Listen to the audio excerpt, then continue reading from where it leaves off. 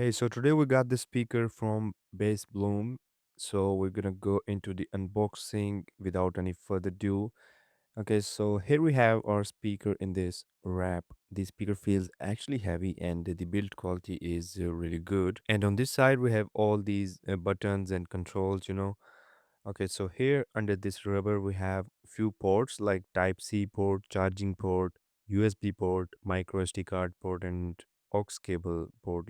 And then we have these Type C cable and an aux cable. Okay, so to turn it on, you need to press and hold this power button for a few seconds, and here you go. That's pretty much it for the buttons and everything because there are not like too much of it because there isn't any much of the buttons on it. Now let me try to play something on it. You get an idea of the sound quality.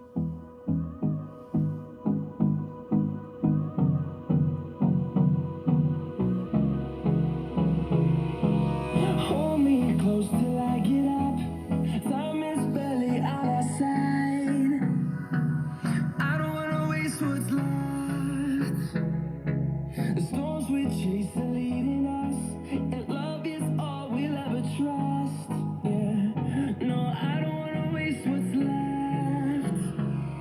So this is the play and pause button, works instantly, no delays, and on long press it plays the next music. So this is normal and the bass mode button. This is actually called as EQ button. And then all the basic buttons we get the volume up and down, play and pause, power on and off. And the most cool thing about the speaker is these color changing LED lights. I really loved it. These lights actually make the speaker more cool. So if we talk about the sound quality, then to be honest, the quality of the sound is actually good. The bass is good, but we can't say that it is a really top-notch speaker. And I would say in this price range, this is the best speaker you can get, and you can also carry it with you very easily. So it's basically very handy. If you want to get one, you can go to the link in the description. Make sure to like, share, and subscribe, and I'll see you guys in the next one.